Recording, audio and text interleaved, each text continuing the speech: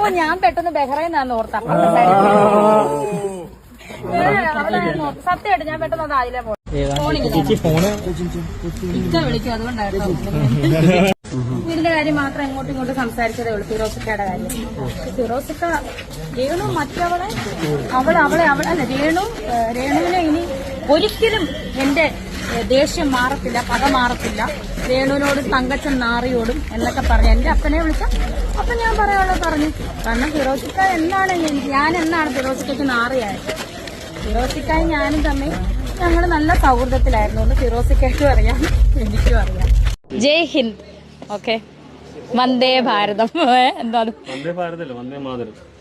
ഭാരതം എന്ന് പറയാലോ? ആ ഭാരതം എന്നും പറയാം.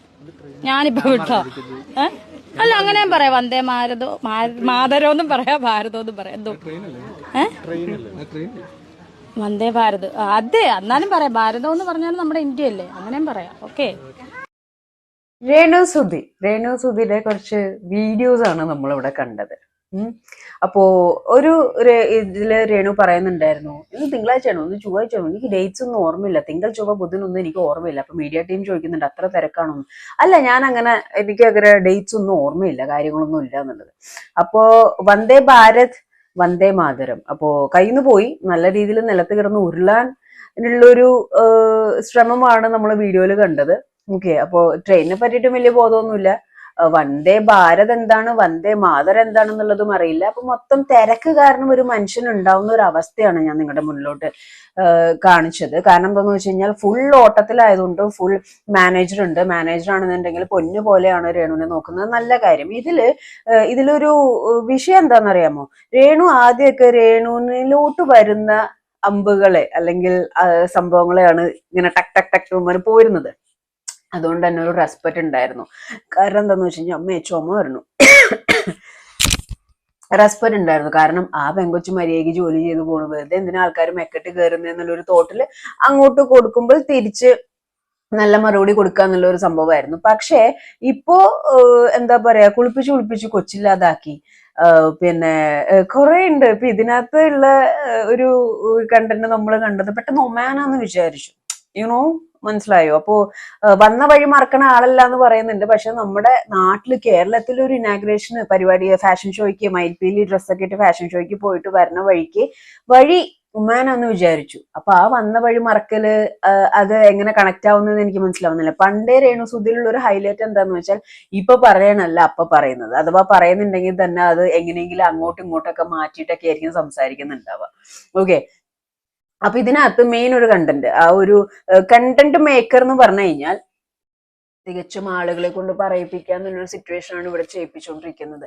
കാരണം ഇതിനകത്ത് കമന്റ്സിന് റിപ്ലൈ കൊടുക്കുക, അതേപോലെ ഒരു ഇതിൽ പറയുന്നുണ്ട് ഇപ്പൊ എന്റെ റിപ്ലൈ ഒക്കെ കാണുന്നുണ്ടല്ലോ അല്ലെ, ഞാൻ തിരിച്ചു ശരിക്കും കൊടുക്കുന്നുണ്ട്. ഓക്കെ. ഇതില് എന്റെ ഇത്രയും നാളത്തെ ഒരു സോഷ്യൽ മീഡിയ എക്സ്പീരിയൻസ്, ഞാനും ആദ്യമൊക്കെ റിയാക്ട് ചെയ്തിരുന്നിട്ടുള്ള കാര്യം പറഞ്ഞു എന്റെ മൈൻഡില് ഞാൻ എന്റെ പേജിൽ എന്റെ കാര്യങ്ങൾ ഇടണേന് ഇവർക്ക് എന്താ കുഴപ്പമെന്നുള്ള രീതിയിൽ റിയാക്ട് ചെയ്തിരുന്നു. പക്ഷേ ഈ റിയാക്ട് ചെയ്യുന്നതോറും ഇത് പ്രശ്നങ്ങൾ വഷളാവത്തുള്ളൂ. ഒരു ഗ്രൂപ്പ് ഓഫ് ആളുകള് നമ്മൾ റിയാക്ട് ചെയ്യാൻ വേണ്ടിയിട്ട് ചെയ്യും. റിയാക്ട് ചെയ്ത് കഴിയുമ്പോൾ അവർക്ക് അത് കുറച്ചും കൂടി ഹരമാകും. ഓക്കെ. അപ്പൊ ഇതിനകത്ത് ഞാൻ ഈ കണ്ടന്റ് മേക്കിംഗ് ആണ് കൂടുതലും രേണു സുധി നോക്കുന്നതെന്ന് പറയാൻ കാരണം എന്താന്ന് വെച്ച് കഴിഞ്ഞാൽ, ഇക്ക കാണുന്നുണ്ടല്ലോ അല്ലെ, ഇക്ക എന്നെ കാണുന്നുണ്ടോ, അതേപോലെ ചേച്ചി ഫോൺ എന്ന് പറയുന്നുണ്ട് ഇക്ക വിളിക്കും. ഇതൊക്കെ ലൂസ് ടോക്ക് ആണ്. ഈ ഇക്ക എന്ന് പറയുന്ന ഒരു വ്യക്തി മേ ബി ഫ്രണ്ട് ആവാം, സ്പോൺസർ ആവാം, അല്ലെങ്കിൽ ചേട്ടതുല്യനായ സ്ഥാനം കൊടുക്കുന്ന ഒരാളാവാം, അല്ലെങ്കിൽ മേ ബി റിലേഷൻഷിപ്പ് ആവാം. ഇതൊക്കെ ഇവിടെ ആരെങ്കിലും ചോദിക്കുന്നുണ്ടോ? അപ്പൊ ഫോൺ താടാൻ പറഞ്ഞ ഫോൺ ഇക്ക വിളിക്കും. ഈ ഇക്ക വിളിച്ചാലും വിളിച്ചില്ലെങ്കിലും നമുക്കൊരു ഫാക്ടർ അല്ല. ഓക്കെ.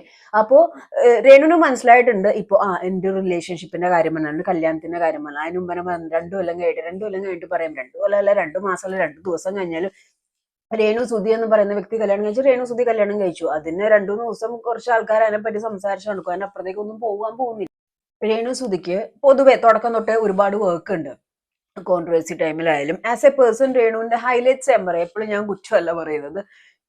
രേണുവായിട്ട് ആർക്കും ഒരു പ്രശ്നം ഉണ്ടാക്കാറില്ല. ഇപ്പൊ ബിഗ് ബോസിലാണെങ്കിലും നമ്മൾ കണ്ടൊരു കാര്യമാണ്, ഒരു ബാക്ക് സ്റ്റാബ് ഇല്ലാത്ത കാര്യം പറയുന്നില്ല. രേണുവിന്റെ അടുത്തേക്ക് പോയാലാണ് രേണു മെക്കിട്ട് കയറുന്നത്. അല്ലാതെ രേണു ഒരു പ്രശ്നക്കാരി അല്ല സത്യം പറഞ്ഞിട്ടുണ്ടെങ്കിൽ. രേണു ജീവിക്കാനുള്ള ഒരു ഓട്ടപ്പാച്ചിലാണ്. അപ്പോ രേണുവിന് ആരും ഉപദ്രവിക്കണമെന്നോ ആരും നശിക്കണം എന്നുള്ള വിചാരമൊന്നുമില്ല. പക്ഷെ ഇപ്പൊ കുറച്ചായിട്ട് രേണുവിന് മനസ്സിലാക്കുന്ന ഒരു കാര്യം എന്താന്ന് വെച്ച് കഴിഞ്ഞാൽ, എന്തെങ്കിലുമൊക്കെ പറഞ്ഞാലേ സോഷ്യൽ മീഡിയയിൽ പിടിച്ചിരിക്കാൻ പറ്റുള്ളൂ. ആൻഡ് രേണുവിന്റെ ഫ്രണ്ട്സ് രേണുവിന് കൊടുത്തിരിക്കുന്ന ഉപദേശം, മേ ബി നീ എന്തിനാ മിണ്ടാതിരിക്കുന്നത്, നീ അതൊക്കെ എടുത്ത് വെച്ച് സംസാരിക്കുക, അതൊക്കെ എടുത്ത് സംസാരിച്ചാലേ കുറച്ച് റീച്ചും കാര്യങ്ങളൊക്കെ ഉണ്ടാവുള്ളൂ. യേസ്, അത് അതേപോലെ തന്നെ നടക്കുന്നുണ്ട്. ഇഷ്ടംപോലെ രേണുവിന് വീഡിയോസ്, ഐ മീൻ വർക്ക് വരുന്നുണ്ട്, ഇനാഗുറേഷൻ വരുന്നുണ്ട്, പ്രൊമോഷൻ വരുന്നുണ്ട്, എബ്രോഡ് പോകുന്നുണ്ട്, കാര്യങ്ങൾ വരുന്നുണ്ട്. അപ്പോ എന്റെ ഒരു അഭിപ്രായത്തിൽ രേണു ഈ നെഗറ്റീവ്സിന് റിപ്ലൈ കൊടുത്ത് ഫേം ആവാൻ നോക്കാതെ, രേണുവിൻ്റെതായ ഒരുപാട് കഴിവുകളുണ്ട്, രേണുവിനെ സ്നേഹിക്കുന്ന ഒരുപാട് ആൾക്കാരുകളുണ്ട്. കുറയ്ക്കുന്നവർ അവിടെ കിടന്ന് കുറയ്ക്കട്ടെ എന്നുള്ളൊരു മൈൻഡിൽ പോയിട്ട് മീഡിയക്കാർക്ക് ഇങ്ങനെ കണ്ടന്റ് ഇട്ട് കൊടുത്ത് അതിനെ വേറെ തരത്തില് പ്രചരിപ്പിച്ച് അങ്ങനെ ഒരു ഹേറ്റ് സ്പ്രെഡിങ് മൂഡിലൂടെ പോവാതെ, രേണു പറയുന്നുണ്ട് രേണുവിന് ഇഷ്ടപ്പെടുന്നവരുണ്ടെന്നുള്ളത്. ചിലർ പറയുന്നുണ്ട് രേണുവിന് ഇഷ്ടമായിരുന്നു ഇപ്പൊ ഇഷ്ടമല്ല. ഇതൊക്കെ രേണുവിനെ ബാധിക്കുന്ന കാര്യമില്ല. ഇഷ്ടക്കേട ഓരോരുത്തരുടെ ഇതാണ്. അപ്പൊ എനിക്ക് പേഴ്സണലി പറയാനുള്ളത്, ഈ സോഷ്യൽ മീഡിയയിലൂടെ നെഗറ്റീവ് ഫെയിമിലൂടെ അല്ലാതെ നല്ല രീതിയിൽ നമുക്ക് ഫേമസ് ചെയ്യുമ്പോൾ നമ്മൾ നല്ല രീതിയിൽ പോയാലും ചീത്ത രീതിയിൽ പോയാലും ഒരു കൂട്ടം ആൾക്കാർ നമ്മളെ പറ്റി എന്തെങ്കിലുമൊക്കെ പറയാനുണ്ടാവും. പക്ഷെ രേണു ഇപ്പൊ ചെയ്യുന്ന എന്താന്ന് വെച്ചാൽ ഓരോ കമന്റ്സിനും എടുത്ത് വെച്ച് റിയാക്ട് ചെയ്യാം. എവിടെ പോയാലും സ്റ്റാർട്ടിങ് തൊട്ട് രേണു എവിടെയുണ്ടോ അവിടെ മീഡിയക്കാരുണ്ട്. എന്താണ് ഇതിന്റെ കണക്ഷൻ എന്ന് എനിക്ക് മനസ്സിലാവും. രേണു വിളിച്ചിട്ട് ചെല്ലുന്നതാണോ എന്തോ ഏതോ എനിക്ക് അറിയത്തില്ല. May be kind of PR work ആവാം. അങ്ങനെ കുറെ സംഭവങ്ങൾ ഈ സോഷ്യൽ മീഡിയയിൽ ഓരോ ടീം വൈസ് ഓരോരുത്തർ ചെയ്യുന്നുണ്ട്. ഓരോരോ ഫാക്ടേഴ്സ് ഉണ്ട് ഇതിനകത്ത്. ഓക്കെ, അപ്പോ ഇതിനകത്ത് ചെന്നിട്ട് മീഡിയക്കാർക്ക് കണ്ടന്റ് ഇട്ട് കൊടുക്കണം. അതായത് മീഡിയക്കാർക്ക് വളച്ചു പിടിച്ച് വൈറലാക്കാൻ നോക്കുന്നു. അതിന്റെ ഒപ്പം തന്നെ രേണു വൈറലാവുന്നുണ്ട്. പക്ഷെ സംടൈംസ് ഒരു നെഗറ്റീവ് തോട്ട്. ഇത് ഈ സുധിച്ചേട്ടൻ എന്ന് പറയുന്ന ഒരാൾക്ക് കൊടുക്കുന്ന ഒരു റെസ്പെക്ട് ഉണ്ട്. അതിൽ നിന്ന് ചില സമയത്ത് ഭയങ്കരമായിട്ട് താന്നു പോകുന്നു, അല്ലെങ്കിൽ നിലത്ത് വീണു പോകുന്നുണ്ട് രേണുവിന്റെ ചില ആക്ടും തോട്ടും ഒക്കെ. അതിനകത്ത് കുറച്ച് ഉദാഹരണങ്ങളാണത്. കയ്യിൽ നിന്ന് പോകുന്ന കുറച്ച് വർത്താനങ്ങൾ. അപ്പോ ഇതിനകത്ത് പറയുന്നുണ്ട് കടത്തന്നെ കിടക്കേണ്ട അവസ്ഥയൊന്നും വരില്ല. നല്ല കാര്യം. 5000 രൂപയ്ക്കാണെങ്കിൽ വാടക വീട്ടിൽ താമസിക്കണം, നല്ല കാര്യം. രേണു കടത്തന്നെ കിടക്കണമെന്നോ അങ്ങനെ ഒന്നുമല്ല. നല്ല രീതിയിൽ രേണു വർക്ക് ചെയ്യുന്നുണ്ട്. പക്ഷെ എനിക്ക് തോന്നുന്നു ചില പ്രഹസനങ്ങളൊന്നും ഒഴിവാക്കിയാൽ രേണുവിനെ ഇഷ്ടപ്പെടാൻ ഒരുപാട് ആൾക്കാർ മേലെ ഉണ്ടാവും. ഇത് വെറുതെ മീഡിയക്കാർക്ക് ഇങ്ങനെ കണ്ടന്റ് കൊടുത്തിട്ട് ഒരു കാര്യമില്ല. രേണുവിന് പേടിയാണോ ആ ഒരു കണ്ടന്റ് കൊടുത്തില്ലെങ്കിൽ ഞാൻ ഇനി ഡള്ളായി പോയാലോ ഹൈഡായി പോയാലോ എന്ന് വെച്ചിട്ടുള്ളതുകൊണ്ടാണോ എന്തിനും ഇതിനൊന്നും പ്രതികരിക്കാന്ന് അറിയാതെ എല്ലാത്തിനും കയറി പ്രതികരിക്കുന്നതും ഒരു കൈൻഡ് ഓഫ് നോൺസെൻസ് ആണ്.